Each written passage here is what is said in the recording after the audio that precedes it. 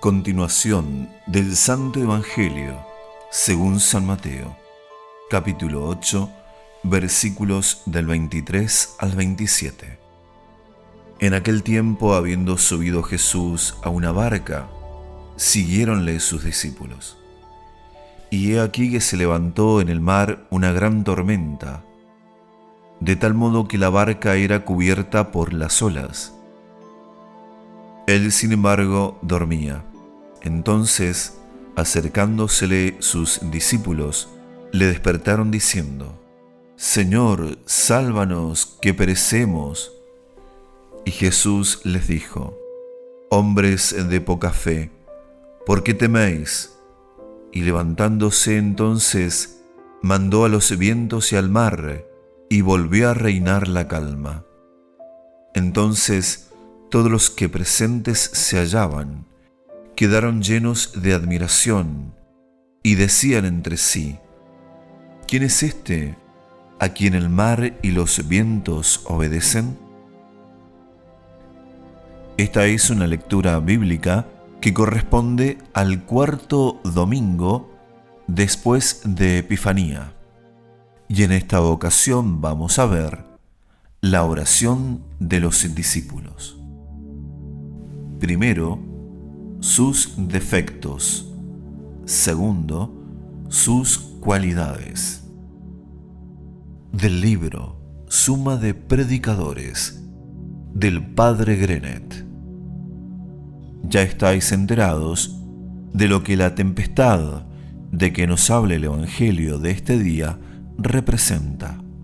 Es, según los padres de la Iglesia, una fiel imagen de los tormentos que sin cesar nos combaten en el mar proceloso de este mundo, durante la navegación que llevamos a cabo en esta vida.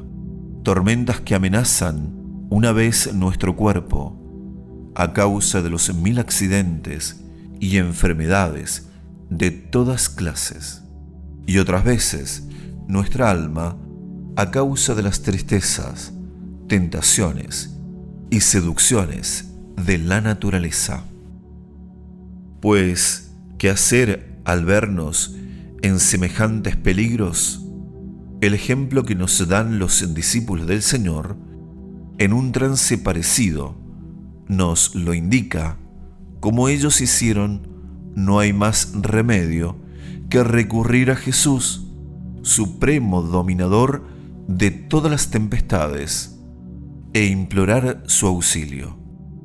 Mas, si deber nuestro es acudir a Jesús en todas nuestras necesidades, del alma y del cuerpo, ¿cómo se explica que reprenda tan vivamente el Señor a los discípulos por haberle despertado para pedirle auxilio? Jesús les reprende, en verdad, pero no les reprende de que orasen, sino de que no oraban bien, pues no toda oración es perfecta. Para que la oración sea perfecta y agradable a Dios, es preciso que se halle descartada de ciertos defectos y esté adornada de ciertas otras cualidades. ¿Qué defectos son estos y cuáles son las cualidades que tener debe? He aquí lo pronto sabremos si nos detenemos a examinar atentamente la oración de los discípulos, en la que se encuentran unidos precisamente los defectos que en nuestra oración debemos evitar, así como las cualidades que deben acompañarla. Número 1. Defectos de la oración de los discípulos. Al dirigir a Jesús esta oración tan apremiante: Señor, salvadnos, que perecemos, cayeron los discípulos en 2 gravísimos defectos. Fue el primero esperar a que la tormenta estuviese completamente desencadenada para dirigir esta súplica al Señor. Cuando habían ya agotado toda su experiencia y esfuerzos y se hallaban en el último trance. Esto constituía, en efecto, una falta bastante grave.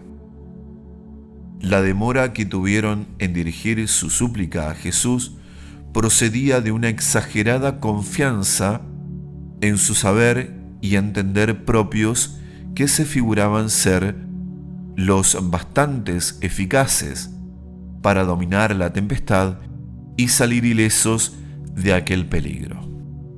Además, al no dirigirse a Jesús, sino cuando se vieron al último extremo reducidos, colocaban a su maestro en la imprescindible necesidad de suspender las leyes de la naturaleza, esto es, de ejecutar un milagro, lo cual es contrario a la regla establecida de dejar a dicha ley que siga su curso y no intervenir, al menos con gran aparato, más que las circunstancias excepcionales, cuando su divina sabiduría lo juzgue útil o conveniente. He aquí el primer defecto de la oración de los discípulos, que consiste en haber sido tardía. Este es también el primer defecto que debemos nosotros evitar en nuestras oraciones. Conseguiremoslo observando, respecto al particular, una conducta diametralmente opuesta a la que en esta ocasión siguieron los apóstoles. En el instante mismo, por tanto, en que observemos los primeros síntomas de una tempestad, esto es, los primeros indicios de una enfermedad o de una desgracia, los primeros soplos del viento de la tentación, los primeros movimientos de la pasión, despertemos inmediatamente a Jesús en nuestro corazón. Es decir, avivemos nuestra fe y dirijamos al cielo la súplica de los discípulos: Señor, salvadnos, que perecemos. Toda demora en este caso es funesta, porque la tormenta va aumentando rápidamente. Esto es, porque el mal se precipite sobre nosotros, porque la pasión turba la razón, porque la tentación oscurece la luz de la fe. Si al presentarse la tormenta, nuestro corazón no se levanta hacia Dios implorando su auxilio, menos se le ocurrirá y más dificultades ha de encontrar en elevarse cuando se vea combatido por la tormenta, destrozado por alguna desgracia temporal o cegado y reducido por la tentación. Y si esperáis a que la tormenta tome fuerzas, ¿no habréis puesto a Dios en la necesidad de concederos un extraordinario auxilio, cuando con un socorro ordinario bastado hubiera al principio? ¿Quién os asegura además que Dios os ha de conceder dicho extraordinario auxilio? Por tanto, tratemos, repito, de evitar con gran cuidado este primer defecto en que cayeron los apóstoles en nuestras oraciones, defecto que consiste en no acudir a Dios sino cuando todo está ya casi totalmente perdido. Es claro que si hasta entonces se ha olvidado uno o ha diferido el rogar, vale más hacerlo en aquella circunstancia que el dejarlo de hacer. Pero no olvidemos que para concedernos lo que le pedimos, cuando toda humana esperanza se ha perdido, es necesario que Dios ejecute un milagro que Dios no nos debe, y que por lo tanto nuestra oración corre grave riesgo de no ser atendida. El segundo de los defectos en que incurrieron los apóstoles al dirigir a Jesús su plegaria, fue una falta de fe y de confianza. Este defecto principalmente es el que el Señor les afea diciéndoles: ¿por qué tembláis, hombres de poca fe? Temblorosos y descometados, turbados y llenos de espanto, se dirigieron en efecto a Jesús. Tenían miedo estando en compañía de Jesús, prueba cierta de que temían que Jesús no tuviera bastante poder para salvarles. ¿No era en verdad vituperable esta falta de fe en unos hombres que habían presenciado multitud de milagros llevados a cabo por Jesús, como el cambiar el agua en vino, dar vista a los ciegos, oído a los sordos, habla a los mudos, salud a los leprosos y paralíticos? En una palabra, mandar en dueño absoluto de la naturaleza toda y hacerse obedecer de la misma. Por eso Jesucristo les reprende fuertemente diciéndoles: ¿por qué os espantáis, hombres de poca fe? ¿No sabéis con quién estáis? ¿No conocéis acaso mi poder? Si después de haber sido testigos presenciales de los milagros que ante vosotros he ejecutado, ¿no creéis que no hay nada para mí imposible? Que soy el Señor de la naturaleza toda. ¿Cuándo lo creeréis? El miedo del que os veo poseídos no es una prueba evidente de que dudáis el que yo pueda mandar a este mar alborotado apaciguar sus olas y salvaros del naufragio. Hombres de poca fe, hombres de poca fe. Procuremos no ser cual los apóstoles, dignos también nosotros de tan justa reprimenda. En los peligros todos en que encontrarnos podamos, en medio de las tormentas que contra nosotros puedan levantar los elementos, nuestras pasiones, el demonio, el mundo, nuestros enemigos, no temamos.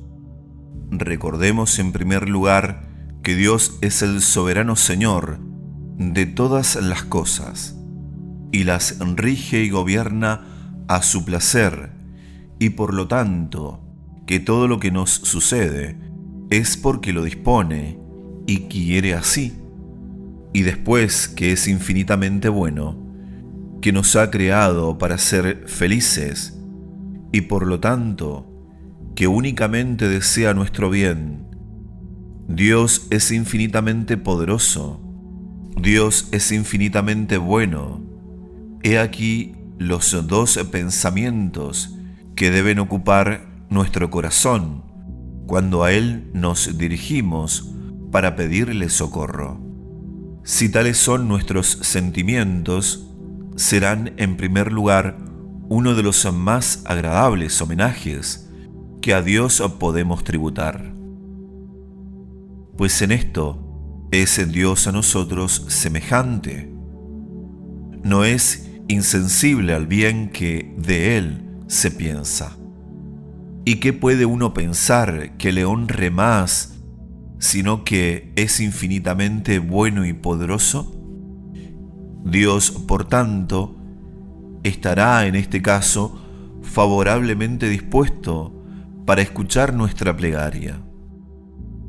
Respecto a nosotros, si nos hallamos bien penetrados de la omnipotencia y bondad de Dios, con más confianza elevaremos hasta Él nuestra súplica, puesto que tendremos la doble seguridad de que puede el Señor concedernos lo que le pedimos y que desea, quiere y es para Él una verdadera dicha el hacerlo así. Mas, si nos ponemos en presencia del Señor sin creer en su omnipotencia ni en su bondad, ¿cómo, pregunto, nos ha de ver como agrado Él, cuya mirada penetra hasta lo más íntimo del corazón? ¿Acaso no se ha de considerar ultrajado de la pobre, baja y mezquina idea que de sus adorables perfecciones tengamos? Si no soy bastante poderoso ni bastante bueno para acudir en tu auxilio, dirá, ¿para qué vienes a suplicarme?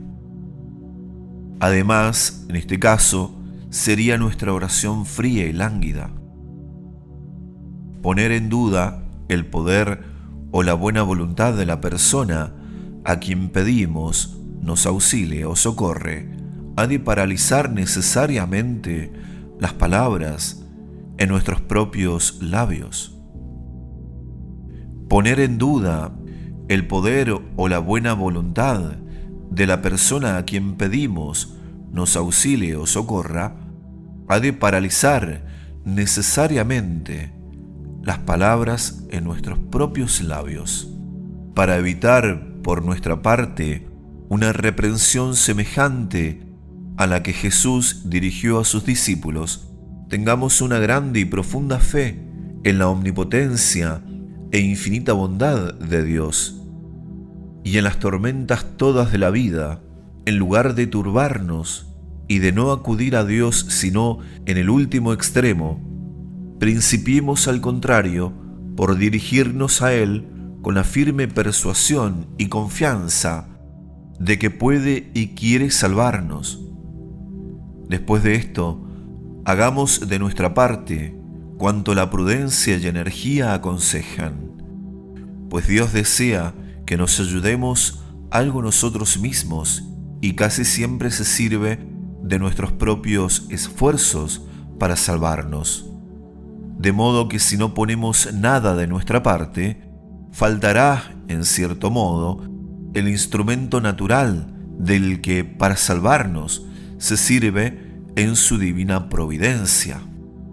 De esta manera, evitaremos los dos defectos en que cayeron los discípulos de Jesús, que no tuvieron en Él una ilimitada confianza y que en vez de dirigirse ante todo a su divino Maestro, no lo hicieron sino en el último término, una vez agotados todos los recursos.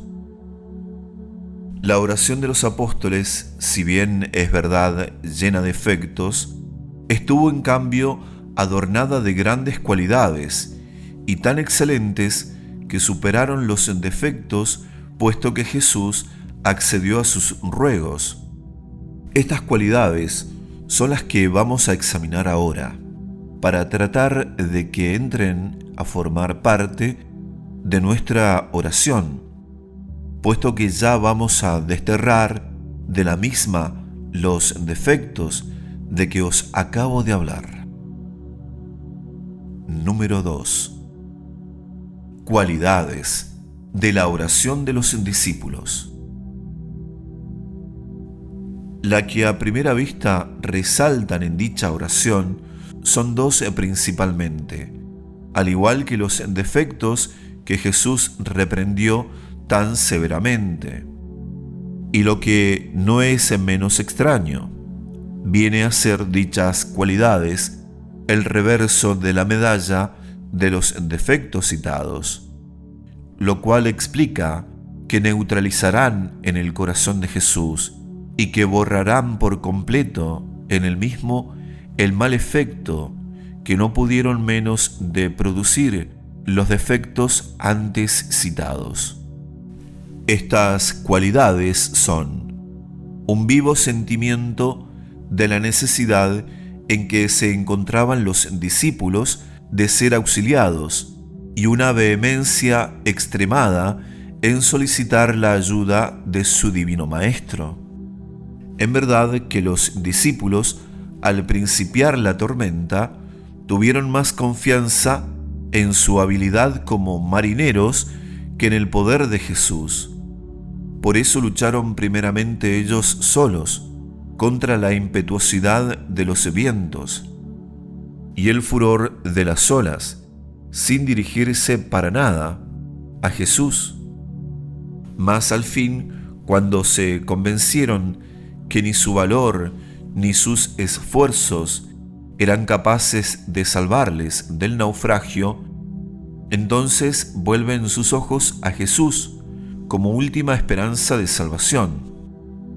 Si no hubieran comprendido la inminencia del peligro en que se hallaban, no habían pedido a Jesús su apoyo, y la tormenta, siguiendo su curso natural, hubiera hecho naufragar la pequeña embarcación en que se hallaban.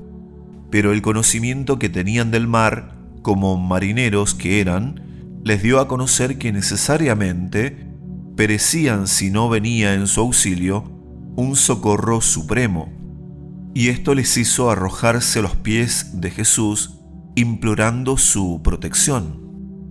He aquí una de las cualidades de que carecen generalmente nuestras súplicas, y es el no comprender, no sentir vivamente la necesidad que tenemos de un auxilio divino en los infinitos peligros que nos rodean durante la vida. Estos peligros, sin embargo, nos rodean por todas partes, y hay peligros que amenazan el cuerpo y los hay que amenazan al alma. No podemos dar un paso sin exponernos a unos u a otros. El que sale de su casa, ¿puede asegurar que volverá sano y salvo a la misma? El que por la mañana se levanta en gracia de Dios, ¿se atreverá a afirmar que no cometerá en aquel día pecado alguno? ¿De qué medios disponemos para evitar esos peligros tan numerosos y diversos? ¿Dónde nos refugiaremos? ¿Cómo nos defenderemos de los mismos para salvarnos? ¿Confiamos en nuestra prudencia, en nuestra sangre fría? Débiles trincheras son estas. ¿De qué modo, pregunto, podrá guarecernos nuestra prudencia contra las heladas, las lluvias, el granizo o la sequía que destruye vuestras cosechas? ¿Cómo se preservará vuestra prudencia del golpe que puede causarnos cayendo desde lo alto una teja o ladrillo, por ejemplo? ¿De qué os servirá vuestra sangre fría contra un ataque de apoplejía fulminante o la ruptura de un aneurisma? ¿Qué previsión, ni qué prudencia, ni qué sangre fría podrán salvar del pecado a vuestra pobre alma débil y vacilante contra los ataques de las pasiones desencadenadas, contra las seducciones del mundo, las astucias del demonio, que gira sin cesar en torno nuestro como furioso león para devorarnos? No imposible es que con nuestras solas fuerzas, por mucha que sea nuestra prudencia, nuestra habilidad, nuestro valor, el librarnos de los males de la vida.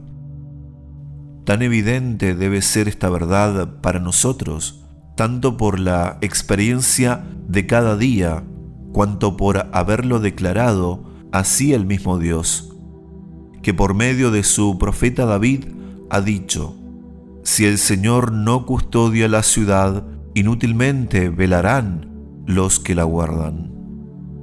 La ciudad somos nosotros. Inútilmente velaremos para precaver los males que constantemente nos amenazan, si el mismo Señor no nos preserva de ellos. Penetrémonos bien de esta gran verdad. Tengamos, como los discípulos, un profundo y vivo sentimiento de nuestras necesidades y de nuestra impotencia en poder combatir con nuestras solas fuerzas. Y nuestra oración irá revestida de una de las más esenciales condiciones para ser eficaz.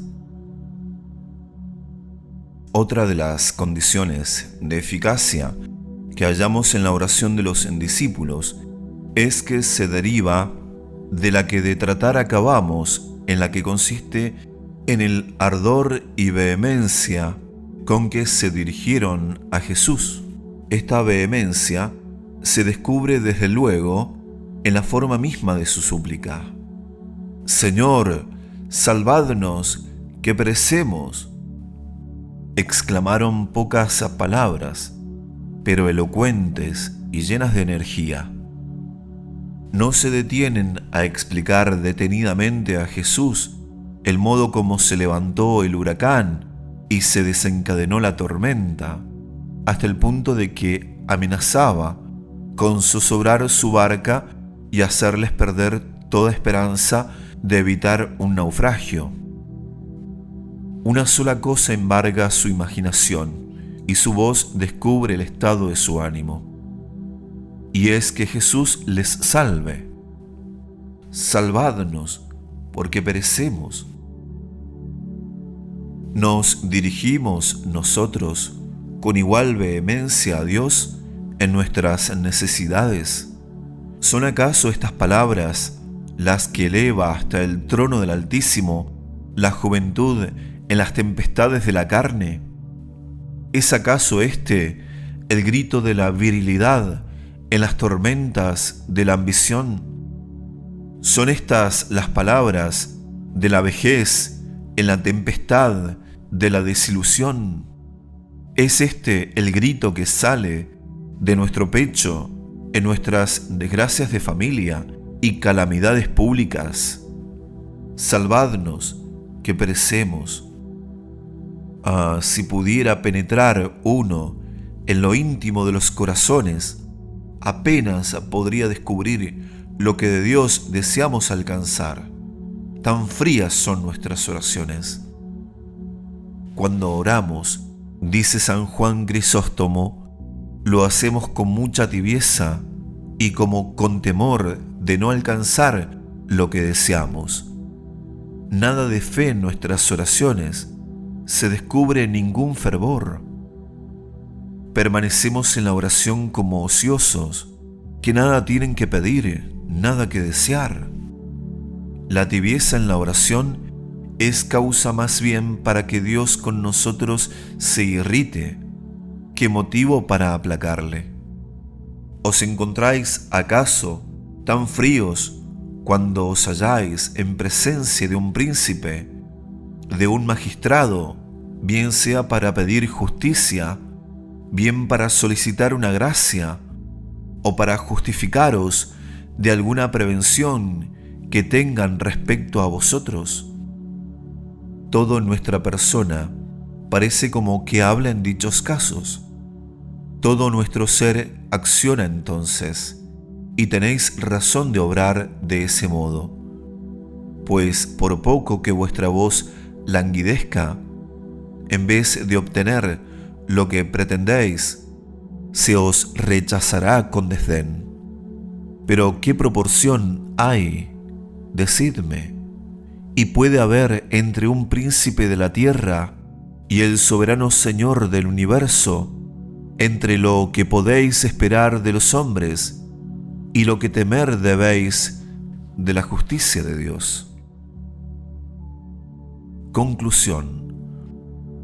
Rogando pues con un vivo sentimiento de la necesidad en que se hallaba del auxilio de Jesús y pidiendo con vehemencia su ayuda, es como merecieron los discípulos ser escuchados.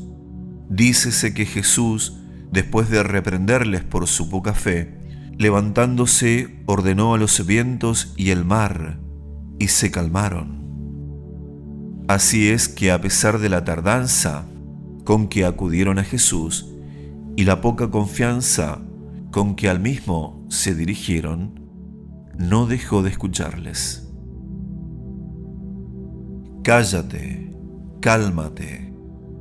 Y el viento cesó y se produjo la calma. Mateos 4, versículo 39. Avergoncémonos al considerar que el mar, el viento y los seres más rebeldes y menos capaces de comprender lo que se les manda, se muestran más sumisos a la palabra de Dios que los que estamos nosotros a su ley. Hízose obedecer de todos los elementos. Es más, podemos decir que Jesús halló obediencia hasta en la misma nada. Y nosotros, que no somos sino nulidades ensoberbecidas, le resistimos siempre y no le obedecemos jamás. Vemos, dice San Jerónimo, que las criaturas todas descubren en él a su Creador. Manda al mar y le amenaza, y el mar reconoce a quien le manda. No como erróneamente suponen los herejes que creían que todo está animado en el mundo, sino por la majestad del soberano en presencia de lo que para nosotros es insensible, es sensible para él. Cuán desgraciados somos cuando se trata de escuchar a Dios, demasiado sensible para con las criaturas. No somos insensibles, sino para el Creador. ¿No tiene derecho para echarnos en cara la misma reprensión que hizo a su pueblo por boca de Isaías? Te he llamado y no me has contestado. He llamado y no me has respondido. Culpables de la misma insensibilidad y de la misma rebelión. Temamos no nos suceda las mismas desgracias y desdichas con que a ellos les amenazara, y que por tanto hemos merecido por la multitud de nuestros pecados. La obediencia que el Señor se hace tributar por el mar y los vientos sirve para que le reconozcan como soberano del universo. Pues olvidando los defectos de su oración, en virtud de las cualidades que descubrió en la misma, a saber, gran sinceridad y vehemencia, es preciso, pues, que nuestras oraciones sean muy imperfectas para que el Señor no las atienda. ¿Cuántos hay que se quejan de rogar y no ser escuchados? En verdad que muchos ruegan y no consiguen lo que pretenden, pero no deben echar la culpa más que a sí mismos, puesto en que consiste en que ruegan mal, porque una oración medianamente buena, como vemos, sucede en la que nos refiere el Evangelio de este día, es escuchada. Cuán poderosos y eficaces fueran nuestras oraciones si las hiciéramos bien, en el tiempo oportuno y con las debidas cualidades. Obtendríamos en verdad cuanto pidiéramos, según la promesa del mismo Cristo. Todo lo que pidiereis en mi nombre a mi Padre, dijo el Señor a sus apóstoles, y en su persona a nosotros todos, os será concedido. Nos haría triunfar de nuestras pasiones y defectos. Nos inspiraría el justo desprecio que merecen el mundo, sus vanos placeres e inútiles bienes, y nos concedería completa victoria sobre el demonio, sus agentes y sus malas artes. Al considerar este poder de la oración, los mismos perversos veríanse vencidos en su impiedad y dirían: ¿quién son esos que oran para que el mar y los vientos le obedezcan? Para que el Señor les conceda cuanto piden. Que estas ventajas de la oración bien dicha nos animen a orar bien. Y nuestras buenas oraciones, una vez calmadas las tormentas de la vida, nos conducirán felizmente al puerto de la patria celestial. Amén.